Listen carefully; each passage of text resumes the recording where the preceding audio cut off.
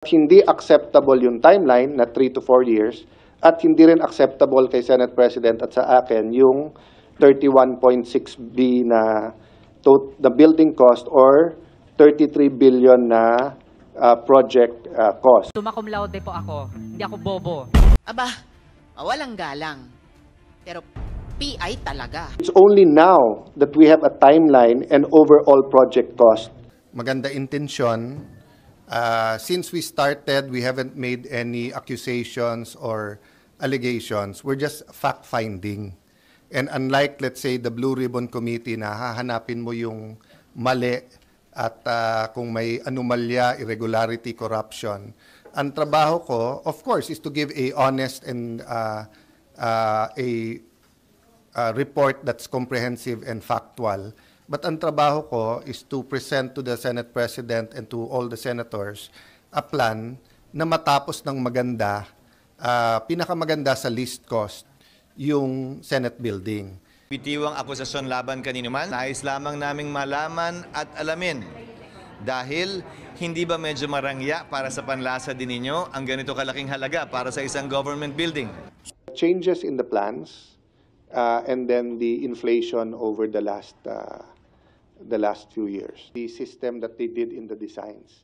If they consulted everyone before they came first with the first DAED, you would not need a revised DAED. And you don't have to pay. Even for the, so like right now, no, every time we tell them stop kasi there's new plans, the contractor is allowed to charge. You're not allowed to charge the contractor. We're going to put up a new Senate coordinating committee kasi nga masyadong maraming red tape, too many people, too many levels. But we're asking the DPWH to mirror yung gagawin namin. Kasi paikot-ikot din sa iba't ibang ano sa kanila. Whatever was procured before, tuloy-tuloy yun. And yung mga pending na change orders na tuloy-tuloy lahat yun. So may day-to-day na maliliit na decisions, may team na rin kami. Tapos kung may major decisions, they bring it up to me, I bring it up to the Senate President. Please use the mic and speak to us, Director Aguinaldo. You can tell me anything. Meron yes, pero what? How much yung quote ng Hillmark sa inyo for the yes, Mr. Chair. Meron silang quotation nun dahil pinapasubmit namin sila for the budget, which is yung I think 1.6 para doon sa facade and hindi sila nagsabit ng 1.6. Ibang kumpanya nagsabit ng 1.6. You tell me the truth here. If not, I will hold you in contempt. Huwag nyo kaming paglolokohin dito.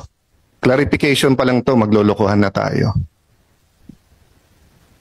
Sa umpisa pa lang, nagsabi sa inyong Hillmark na pwede sila eh.